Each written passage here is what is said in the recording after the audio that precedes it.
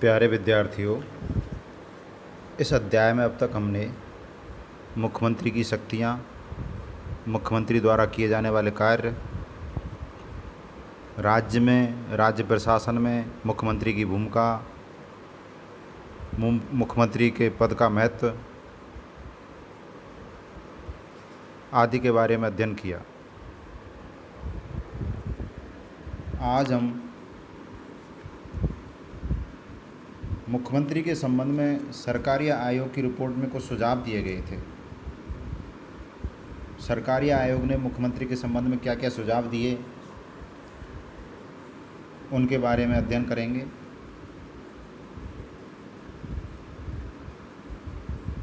सरकारी आयोग का गठन यूँ तो केंद्र राज्य संबंधों के अध्ययन के लिए किया गया था और इस आयोग का गठन केंद्र सरकार द्वारा 9 जून 1983 को किया गया था। आयोग के अध्यक्ष सर्वोच्च न्यायालय के सेवानिवृत्त न्यायाधीश रंजीत सिंह सरकारिया को बनाया गया था और सरकारी आयोग ने केंद्र राज्य संबंधों को सुदृढ़ करने के मामले में सुझाव दिए थे। लेकिन सरकारी आयोग ने कुछ सुझाव मुख्यमंत्री के संबंध में भी दिए थे। कौन कौन से सुझाव दिए थे उनके बारे में हम अध्ययन करते हैं।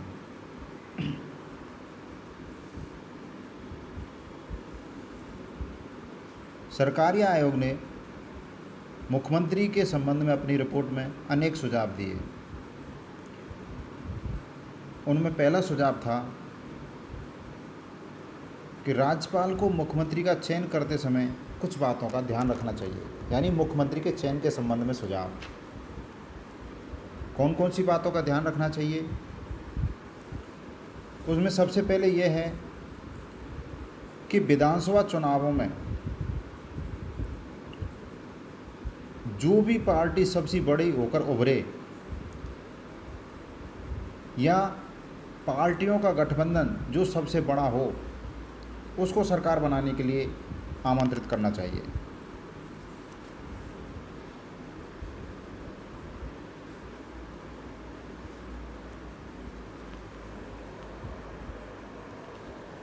यदि किसी राजनीतिक दल को पूर्ण बहुमत प्राप्त हो गया है तो उस दल के नेता को मुख्यमंत्री बना देना चाहिए। लेकिन यदि किसी राजनीतिक दल को पूर्ण बहुमत प्राप्त नहीं होता है तो मुख्यमंत्री के चयन में कुछ बातों को ध्यान में रखा जाना चाहिए। जैसे चुनावों के पहले अगर राजनीतिक दलों ने कोई गठबंधन बनाया है तो जो गठबंधन सर्वाधिक सीटें जीत कर आता है उसको सरकार बनाने का मौका देना चाहिए।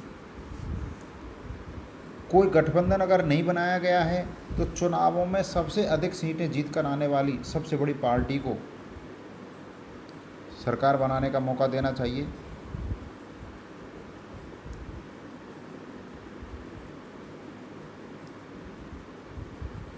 चुनावों के बाद में भी राजनीतिक दल आपस में गठबंधन बना लेते हैं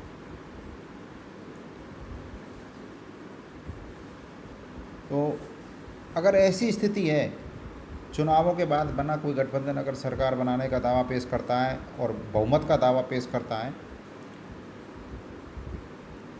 तो राज्यपाल को इस पर भी विचार करना चाहिए। अगर 2 से अधिक गठबंधन अपना अपना दावा पेश कर रहे हैं तो राज्यपाल को यह सुनिश्चित करना चाहिए कि कौन सा मुख्यमंत्री विधानसभा में बहुमत साबित कर सकता है, उसे ही राज्यपाल मुख्यमंत्री के रूप में चयनित करें। जब तक बहुमत प्राप्त दल का नेता विधानसभा में बहुमत सिद्ध नहीं कर देता तब तक वह मुख्यमंत्री नहीं माना जा सकता।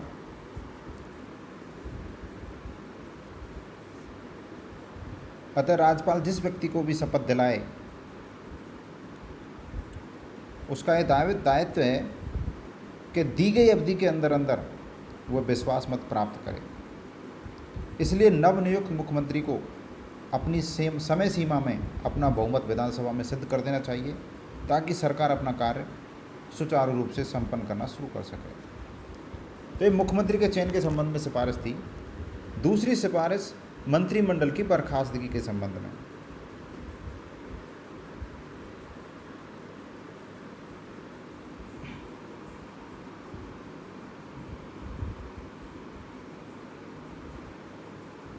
इस संबंध में सरकारी आयोग ने कहा था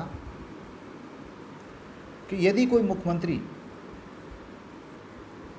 विधानसभा में अपना बहुमत सिद्ध कर देता है या इस स्थिति में है कि उसका विधानसभा में बहुमत है, तो राज्यपाल को ऐसे मंत्रिमंडल को बर्खास्त नहीं करना चाहिए। यदि मुख्यमंत्री विधानसभा में बहुमत खो दे और उसके बाद भी त्यागपत्र नहीं दे, तो राज्यपाल को ऐसे मंत्रिमंडल को बर्खास्त कर देना चाहिए। यदि मंत्रिमंडल ने बहुमत खो दिया है और सदन का सत्र चल रहा है, तो बहुमत का निर्णय विधानसभा में होना चाहिए।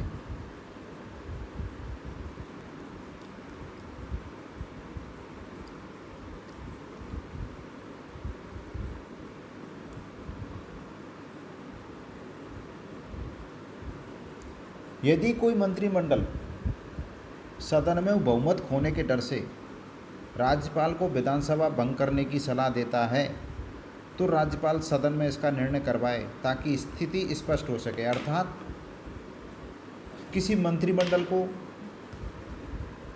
ऐसा आभास हो जाता है कि अब उनका विधानसभा में बहुमत नहीं है और वो राज्यपाल से कहे, राज्यपाल को सिफारिश करे कि विधानसभा को भंग कर दिया जाए। ऐसी स्थिति में राज्यपाल को ये सुनिश्चित कर लेना चाहिए कि अगर ये मंत्रिमंडल विधानसभा में अपना बहुमत खो रहा है,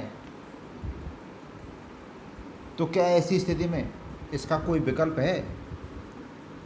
क्या कोई विकल्पीय सरकार बन सकती है? लेकिन इससे भी पहले पुराने मंत्रिमंडल को विधानसभा में अपना बहुमत सिद्ध करने का मौका देना चाहिए। यदि कोई मंत्रिमंडल सदन में शक्ति परीक्षण नहीं कर पाकर राज्यपाल को विधानसभा भंग करने की सलाह देता है, तो राज्यपाल को मुख्य चुनाव आयुक्त से बातचीत करके नए चुनाव कराने की व्यवस्था करनी चाहिए।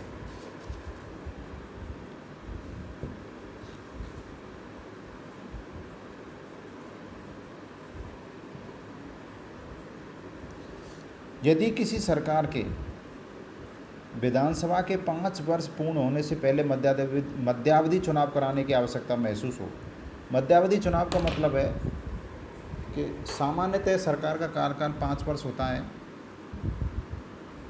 या फिर बहुमत में रहने तक होता है, लेकिन अगर ऐसा महसूस हो कि कोई सरकार 5 वर्ष की अवधि पूर्ण नहीं करेगी और बीच में अगर चुनाव कराने पड़ जाते हैं, तो उनको मध्यावधि चुनाव कह दिया जाता है। तो कोई सरकार अगर विधानसभा में 5 वर्ष की अवधि पूर्ण होने से पहले ही मध्यावधि चुनाव कराने की आवश्यकता महसूस हो किसी सरकार को, तो राज्यपाल संविधान के अनुच्छेद 356 के तहत राज्य में राष्ट्रपति शासन लगाने की सिफारिश कर सकता है।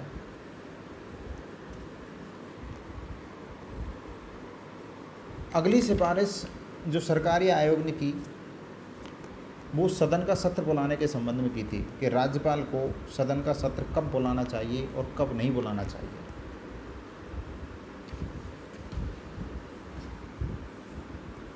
मुख्यमंत्री यदि बहुमत तथा सदन का विश्वास प्राप्त मंत्रिमंडल का सदन बुलाने और सत्र को स्थगित करने और सदन को भंग करने की सलाह दे, तो राज्यपाल को सलाह मान लेनी चाहिए।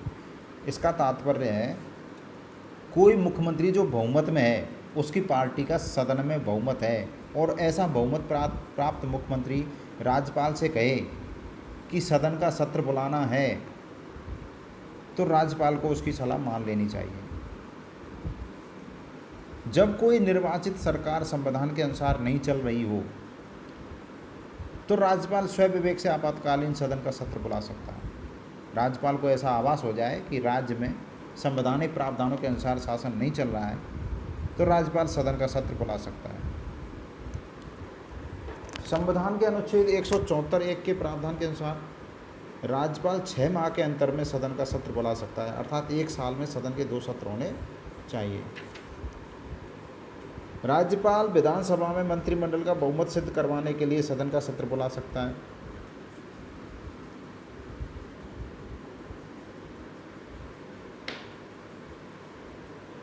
मुख्यमंत्री को सदन का सत्र बुलाने के लिए 30 दिवस की अवधि का समय दिया जाना चाहिए।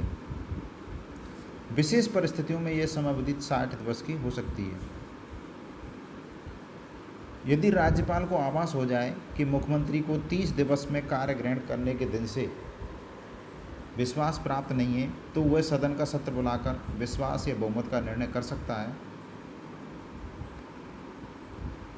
यदि किसी मुख्यमंत्री के विरुद्ध विपक्ष अविश्वास प्रस्ताव लाता है, तो राज्यपाल मुख्यमंत्री को सदन में अविश्वास प्रस्ताव का सामना करने को कह सकता है, ताकि सदन में सत्रावसान से पहले उसका निर्णय हो सके।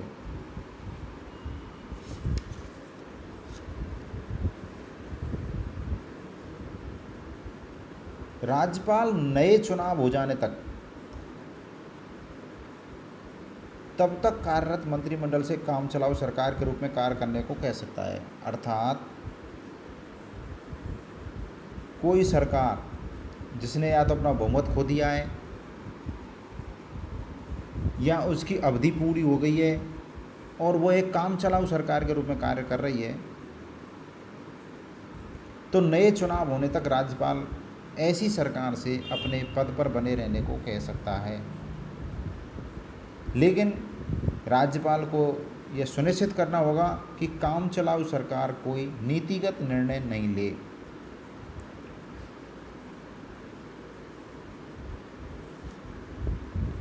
यदि राज्य में कोई राष्ट्रीय संकट या उपद्रव की वजह से चुनाव कराना संभव नहीं हो, तब भी राज्यपाल चुनाव होने तक लंबी अवधि के लिए काम चलाऊ सरकार बना सकता है, ताकि राज्य का शासन चलता रहे।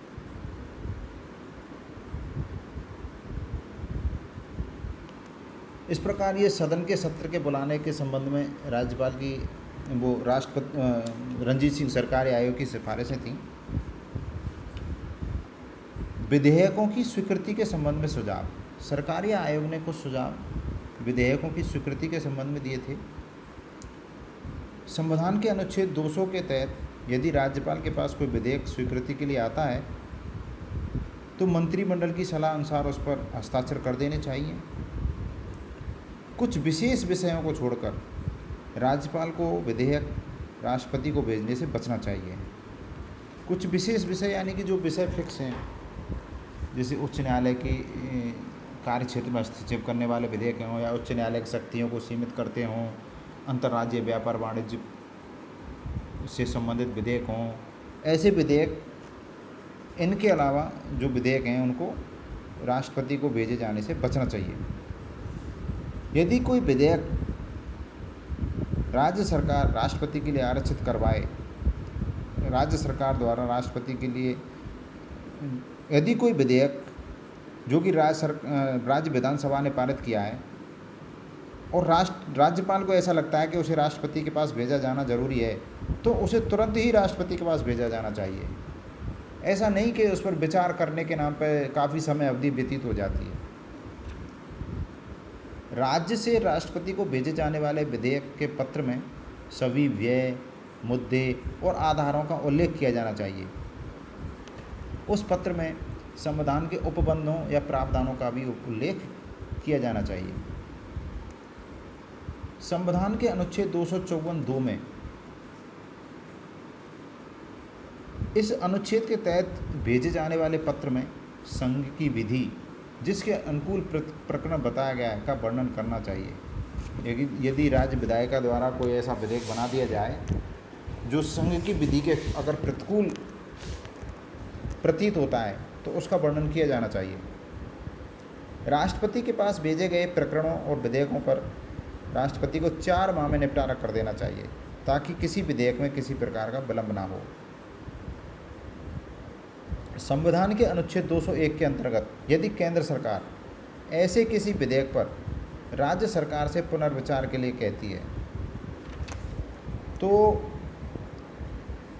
केंद्र सरकार ऐसा 2 माह के अंदर करे ताकि विधेयक में किसी प्रकार का विलंब ना हो सके। अर्थात जो विधेयक राज्य से राष्ट्रपति के पास स्वीकृति के लिए गया है तो ऐसे विधेयक पर राष्ट्रपति द्वारा शीघ्र निर्णय ले दिया जाना चाहिए कि उसको अनुमोदित करना है या पुनर्विचार के लिए लौटाना है।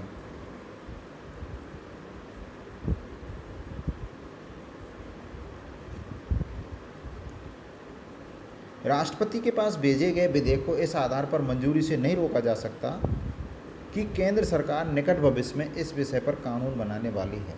कई बार इस प्रकार से विधेयक रोके गए हैं जो राज्य सरकार द्वारा बनाकर भेजे गए, तो केंद्र ने यह कह दिया कि इस दिशा में केंद्र भी एक विधेयक ला रही है और ऐसा कह के उस विधेयक को रोक लिया जाता है।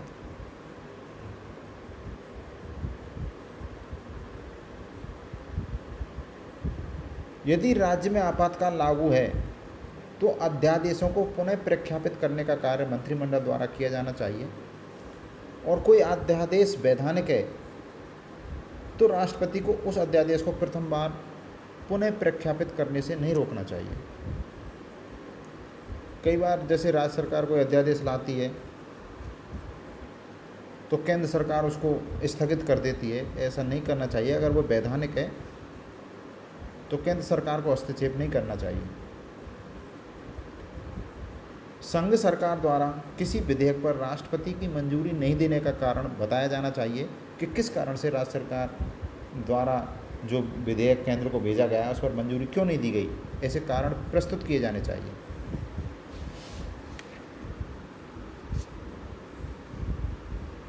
यदि राज्य सरकार द्वारा भेजा गया विधेयक मूल अधिकारों को कम करता है, राज्य की संवैधानिक व्यवस्था को हानि पहुंचाता है, तो संघ सरकार संविधान के अनुच्छेद 355 के तहत राष्ट्रपति को मंजूरी देने से मना कर सकती है। ऐसा कोई विधेयक जो नागरिकों के मूल अधिकारों को न्यून करता है, कम करता है या राज्य की संवैधानिक व्यवस्था को हानि पहुंचाता है, तो राष्ट्रपति ऐसे विधेयक को मंजूरी देने से मना कर सकता है।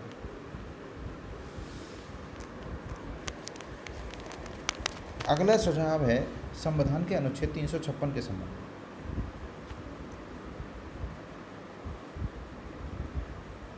संविधान के अनुच्छेद 356 का प्रयोग कम से कम किया जाना चाहिए और अंतिम विकल्प के रूप में इसका प्रयोग किया जाना चाहिए, जबकि सारे रास्ते बंद हो गए हों।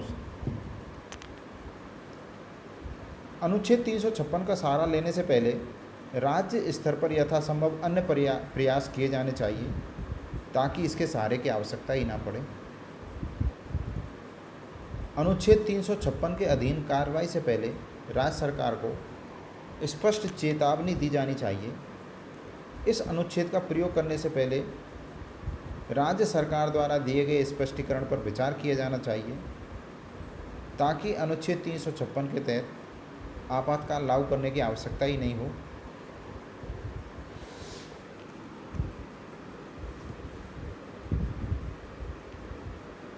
अनुच्छेद 356 को नहीं प्रयोग करने के लिए यथासंभव सभी विकल्पों पर गंभीरतापूर्वक विचार किया जाना चाहिए। अर्थात केंद्र को कोशिश करनी चाहिए, केंद्र सरकार को, कि किसी राज्य में अनुच्छेद 356 का कम से कम प्रयोग किया जाए। राज्यपाल की जिस रिपोर्ट के आधार पर राज्य में अनुच्छेद 356 के अंतर्गत आपातकाल की उद्घोषणा की जाती है, उस रिपोर्ट को प्रचार माध्यमों के द्वारा आम जनता तक पहुंचाया जाना चाहिए। अगर कोई राज्यपाल केंद्र सरकार को ऐसी रिपोर्ट भेजता है कि संबंधित राज्य में वहाँ का शासन संवैधानिक प्रावधानों के अनुसार चलाया जाना कठिन हो रहा है या नहीं चलाया जा रहा है, संविधान का उल्लंघन किया जा रहा है, नागरिक अधिकारों का उल्लंघन किया जा रहा है या राज्य की शासन व्यवस्था चरमरा गई है, ऐसी रिपोर्ट अगर कोई राज्यपाल भेजता है तो केंद्र सरकार का दायित्व बनता है कि वो ऐसी रिपोर्ट का संचार माध्यमों से प्रचार प्रसार करे। किसी भी राज्य में राष्ट्रपति शासन की घोषणा राज्यपाल की रिपोर्ट के आधार पर ही की जानी चाहिए, क्योंकि राज्यपाल राज्य की शासन व्यवस्था का ब्यौरा प्रस्तुत करता है। अर्थात ये अनिवार्य होना चाहिए कि अगर किसी राज्य में अनुच्छेद 356 के तहत राष्ट्रपति शासन लगाया जा रहा है, तो उस राष्ट्रपति शासन के लगाने का आधार, प्रथम आधार वहाँ के राज्यपाल की रिपोर्ट है। इस प्रकार आज के अध्याय में इतना ही, बाकी का कल देखेंगे। धन्यवाद।